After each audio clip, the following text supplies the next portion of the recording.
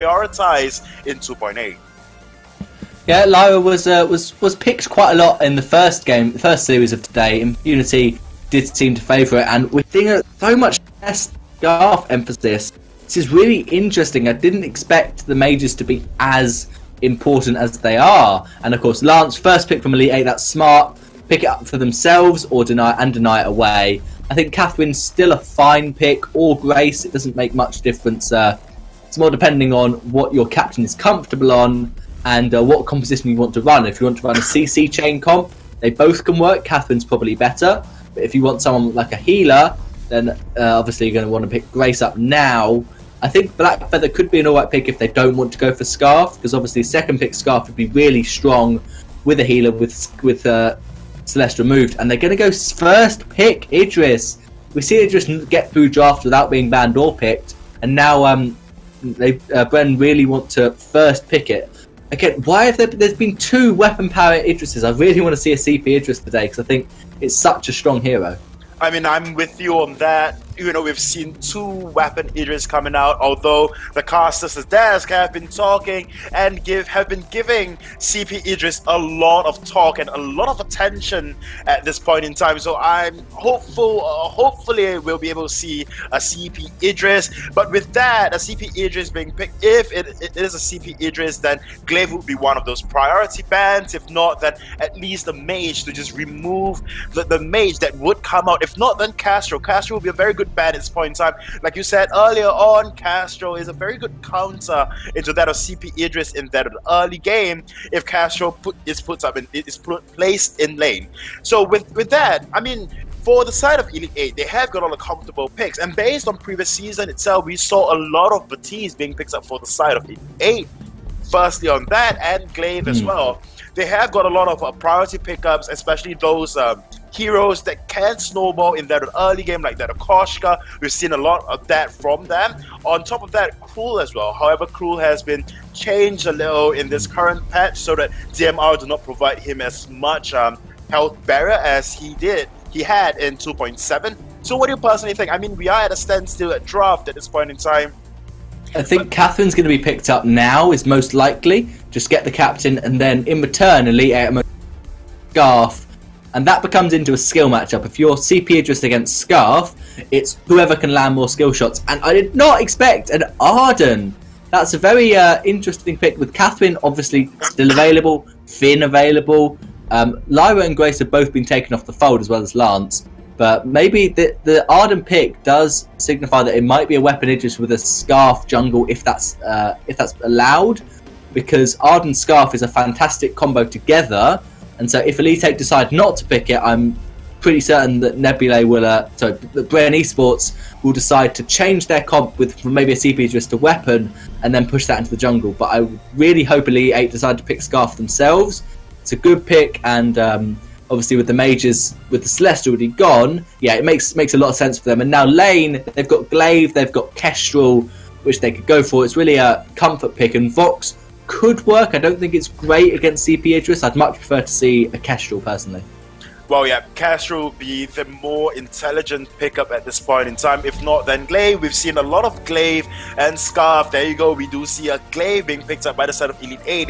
Glaive at this point in time is in a very comfortable point in the current meta. Firstly, the Afterburn, and of course with that Tension Bow and Sorrow Blade, build that is coming up on Glaive, he just put up so much burst in a very short period of time. However, we do see a rather peculiar pickup coming up from the side of Bren Esports, and that would be a CP Fortress, I hope.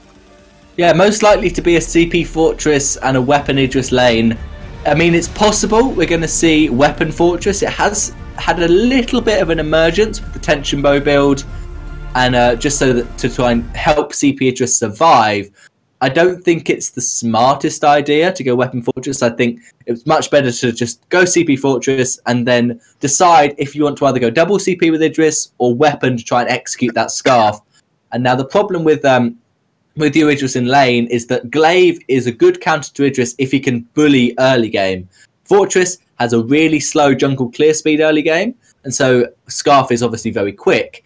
And now this means Glaive is going to be able to rotate up to lane with Scarf before Fortress can, and Idris is probably going to be in a lot of trouble. So I favour Elite 8's comp here because Idris is just going to be almost unable to farm, and then Scarf and Glaive are just going to start snowballing him. Well, yeah, that is one thing as well. But the Fortress being picked up, going up against a Lance is kind of iffy if you were to ask me, because Githyan Wall is always a threat for Fortress, who you want to use your A to jump in. But if Githyan Wall is up for Lance, then he can just push you backwards. And like I said earlier on, for Impunity, it will apply the same for Elite 8. You have a very thick wall in terms of that Lance to get through as an Idris. So you can, granted, you can Shimmer Strike, you can Shroud Step into the backlines, try to remove that Scarf as soon as possible. But on your back thought, there is always a Glaive that will want to go into your backlines to instantly delete you with Twisted Stroke or Blood Song. So that is one thing that the side of Bren Esports have to consider coming into this game. Yeah, definitely. I think the Lance is going to be extremely good at stopping Idris diving in, and as you said, stopping Fortress with that Truth of the Tooth. It's definitely going to be possible for Bren to be able to take this game, but I think they're going to have to use the attack of the pack and just dive in on Scarf, block the CC from Lance and Glaive. Once they've got that one kill, then they can start snowballing and be in a 3v2 situation and be able to get Glaive. So it's going to be interesting to see also if Idris is able to farm up. Because if Idris is able to farm up, even if it's a weapon or if it's Crystal, then it's going to be hard to try and play against that for Elite 8. Definitely. So thank you for that analysis, Minimizer. So casting this match with me, I have the wonderful I Request a Duel. Hey, thank you for the introduction, Luxura, and thanks for early draft analysis, Mini.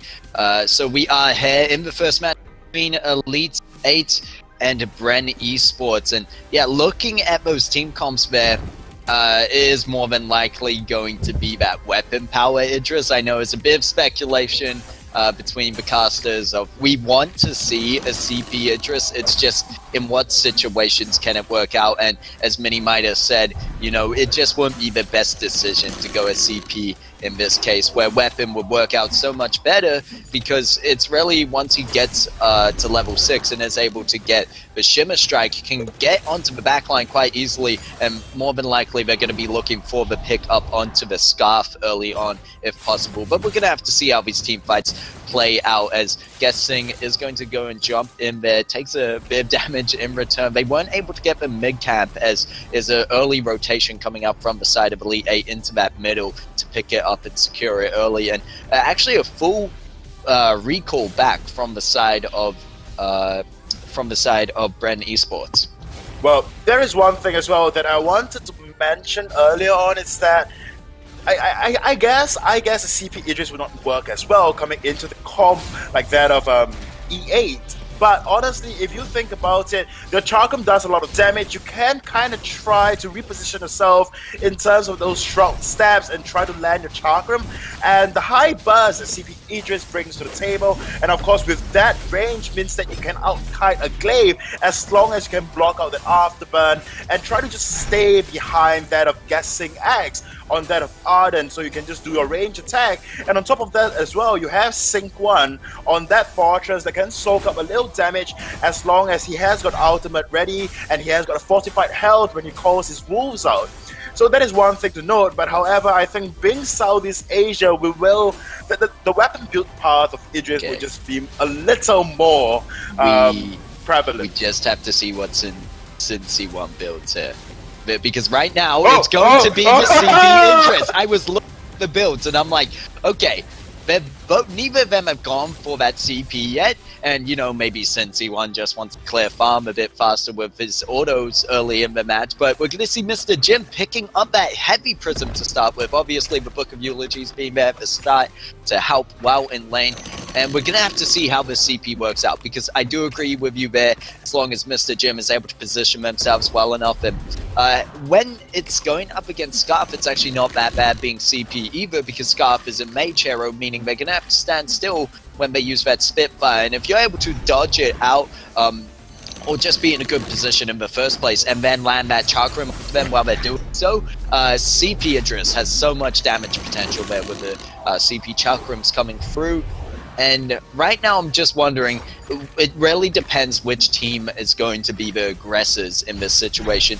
Because right now, if Elite 8 choose to be the aggressors and Hun Jaegers is able to sit comfortably in the backline without being challenged, I could see the game going over to the side of Elite 8, especially falling into the late game when we see this Scarf ramp up so much. However, I'm excited to see what Mr. Jim on this CP Idris can bring to the table. And we're going to have to see how it flows with the rest of the team comp, of course, with that Arden and the Fortress, who is now going to be a weapon power for. Yeah, and on top of that as well, there is one thing I want to mention, and that is Minimizer's response when he found out that it will be a CP Idris, and in his words, it reads, yes! Okay. Sorry, that's like a reverse B, and it's just... I'm sorry about that, chat. You had to deal with that, but that's just some bad voice acting. Good thing that Luxura is not a voice actor. Instead, he is an amazing analyst there alongside me, and right now we see Guessing going in, actually taking a fair bit of damage, and there's no kill going to be secured. First blood not going to be handed over just yet, and it looks like Guessing going to be able to heal up from that one. Did use the fountain on themselves though, so that could be important into the next team fight. Might give Elite 8 the advantage as they're still holding on to theirs. Yep, there is one thing we must note as well. It's that Bren Esports, they are very accustomed to playing very, very aggressively. But when it comes to going up against 8, especially with that Lance being able to hold lane so independently, and of course not forgetting the poke coming from Han Jaeger as well, and also the rev up time for both Sync 1 on that Fortress and Mr. Jim on that CP Idris. They are playing a tad more passively, to be honest, because I've played with Guessing before, and he has a play style that is very unique to himself, and it's that he enjoys putting himself out there and just soak up a lot of damage very unnecessarily, but he makes plays for his team, but another team fight will break up. Mr. Jim with the dodge away from that Impale, however, no fault from Elite 8 as they were only able to, I guess, lock down Guessing. And as you were saying, Guessing likes to be that aggressive Roma, which we'll see here as they jump right into the middle of the fight. There's going to be a Impale. It does land with the root onto Mr. Jim, even though they were able to Shroud Step out of that one. And really, neither team able to find the solid engage. Of course, you would expect Elite 8 with an Impale and an Afterburn. They should be able to find something here. They even have the slow on the Goop if they're able to land that. But right now, both teams playing it fairly passive. Bren Esports, however, going to use that minion candy, try to put a bit of aggression onto that first turret. And yeah, it's fairly, I guess, even at the moment. Quite a passive early game. It's definitely a passive early game, but there is one thing that we must note, and I would like to bring point to the viewers. It's the rotations coming up from Elite 8. They are doing the double carry rotation back into the jungle and just leaving Anime Save Me to hold lane. Like I said earlier on, and I pointed out earlier on, it's that a Lance can generally hold lane very, very independently, do not quite need any support from his allies because of the Gideon wall and the damage reduction in case the enemies do decide to push forward. And with that, you do see Official Hind at level 7. Oh, then there's going to be the Afterburn going in, and Pale doesn't land, however, fair bit of damage from that first turret, and there's going to be Attack of the Pack is popped by Cincy 1, and they're just able to push the enemy team off once again. So it's more of this push and pull effect, and no one really able to confirm anything at this point. I think there's a very good effort from Elite 8. They just weren't able to land all the CC they needed to. If the Impale had landed and the Afterburn, maybe they could have got the kill onto Mr. Jim early on. Because right now what's keeping Mr. Jim alive a lot of the time is Guessing on this Arden, going in there with the Vanguard to keep him safe and get him out of there with the speed boost, as well as the initial kit of Idris having the Shroud Step to just get away slightly. Of course, you're not going to have the blink that weapon power has, but it's still enough in some situations. Oh, there's going to be Impale going in once again, and you see Vanguard instantly onto Mr. Jim. They want to keep them alive indeed. Right now, it's more Cincy 1 as you see the tension bow built up on them is going to be in there just for jumping in and adding that little bit more damage. And I think a lot of Bren Esports comp is going to rely on how well Mr. Jim can go into the late game and diving onto that backline and gain those kills. But right now, Bren Esports is kind of having to just respond to the engage coming out from Elite 8 every now and then, as we see another Impale Vanguard onto them. Afterburn was followed through, but there's going to be the Gauntlet keeping them Elite 8 in a 2v3 situation, and there's going to be the Shimmer Strike in there by Mr. Jim. Kill going over to Guessing, but first blood overall to the side of Bren Esports, and as I said, they were just waiting for the right moment. Yep, and there you go, the fight has not ended yet. It has not, as Anime Save Me going very... There's going to be the engage coming out from the side, or the re-engage, I should say, coming out from the side of Bren Esports, and Mr. Jim so low under that turret, able to make it out alive, and they're able to pick up a kill onto Hun Jaegers as well, and they're now going to push onto this first turret. So getting first blood, followed up with the second kill, and the first turret of the game. Bren Esports doing a great job to start, I guess, putting a bit of momentum into this match. Yep, and this is one thing that I want to point out is that Elite 8, with their rotation at every single point in time, they would usually be a level up on Bren Esports, but they are not fully utilizing the level advantage that they have. And on top of that as well, like you mentioned earlier on, it's that they have very good gang potential, and they just use that gang potential that they have in that early game trying to bully Mr. Jim out of the lane, that Elite 8 would definitely have the upper hand. However, they are not doing so. They are playing very, very passively, although their team comp wants them to be just super aggressive, going in for gangs after gangs and just capitalizing on the fact that they have an advantage in terms of, say, you know, the numbers advantage, but they are not doing so. However, the turret of Bren Esports is getting very, very low. Yes, and you can see just the damage now. Jaeger's able to put down that range damage with the Spitfires, really put a bit of siege potential on there. And Bren Esports needs to be careful because they cannot let themselves get out of position, because they will get punished for it with the Impale and the Afterburn that is on the side of Elite 8. So you can see that the lane constantly being pushed up, even with minion candies, which is quite surprising. We saw it being used previously on the side of Bren Esports.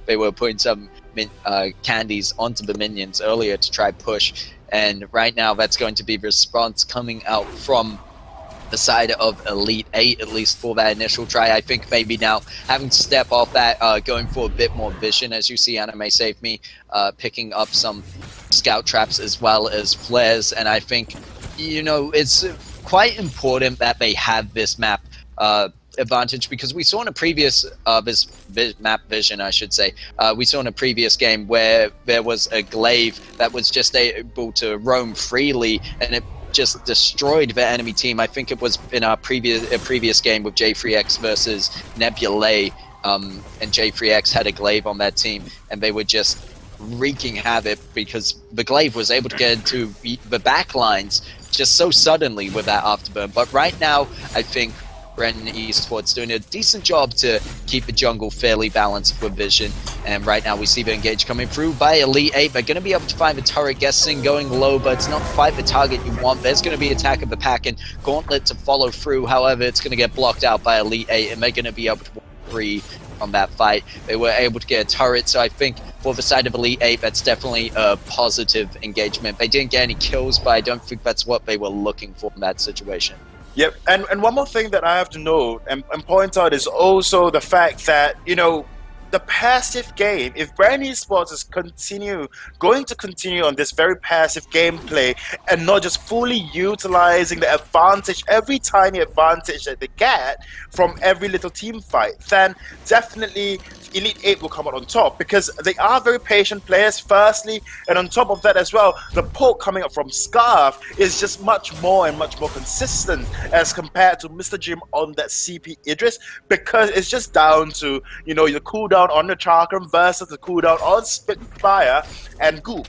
So if they are going to play the passive game, then definitely Elite 8 will come out on top. And that is quite an issue at this point in time, because if they do it like we saw earlier on, allowing Elite 8 to just be on play the passive game and just dance around on the lane, in lane with Elite 8, to spells trouble and doom for your team, because they have a glaive that's very patient. Official Hein is known for a very patient player, able to withhold that afterburn till very crucial moments. And on top of that, if you have Han Jaeger just, breathing fire and throwing out spitfires here and there, dropping goops as well and igniting them, just zoning out your entire team. So that is one thing that Bren Esports have to take note when going into team fights, because Mr. Jim just do not have the clear speed of Han Jaeger on that Scarf, firstly, and do not have the burst that Glaive and Scarf has. Yeah, and right now we see that they are walking right into the Spitfire of Han Jaegers, where the whole team of Bren Esports needs to be careful indeed, as you mentioned before, and there's just so much zoning coming out from that Scarf right now. And you're right, that is definitely where Bren Esports could fall off, and they need to be so cautious about, they face check the Brush since he won, taking a fair bit of damage, but Anime Save Me very low. They might want to back off from that fight, at least let Anime Save Me go back to base and heal up, which looks like that is going to be the case for them. And Bren Esports, I think taking notice of that, is going to go for this gold miner, which I believe is currently full. However, Official Hein and Han Jaeger's weighing in the wings, and Official Hein going to be able to steal that one, guessing going in with the gauntlet, but it looks like Official Hein going to jump right out of there. And Bren Esports actually being on the back foot of this fight, as you can see, Mr. Jim on the back line already very low. There's going to be the Echo was used earlier, guessing able to use the gauntlet once more just for safety. And then back out there. So you were just saying before that, even though Bren have the kills and what looks like the early advantage, they got the first turret, we now see it's starting to sway into more even grounds, if not what will eventually turn into the side of Elite 8 taking the win, because if they let Elite 8 continue to play this passive game, they're just going to get ramped up, and that Scarf is going to become such a threat. Yeah, and there is one thing as well, it's that this play style is very unlike that of Elite 8. The Elite 8 that we've come to know and love would be the aggressors half the time. They don't play passively, they just jump in, they put out as much damage as possible, and on top of that as well, they can easily just take down Bren Esports had they just tried to commit. They can... Ooh, those are fighting words there. Yeah, I mean, honestly, let's all be honest, yeah? And guessing, right? Burn the Echo, burn the Gauntlet twice, which means they do not have a soft CC for the side of Bren Esports, and yet Elite 8 is not really committing and taking advantage, capitalizing on the burnt ultimates, like that of Gauntlet, one of the very big ultimates coming into this game. So that is one thing that, Elite 8 maybe have to work on coming to this game. They obviously have got the upper hand at this point in time. They have got better siege, better displacement properties and singling out properties. And yet, none of those properties are put to full use, good use at all. Yep, and we see it's already 6:30 in, only 2 kills. Slow and more so passive game.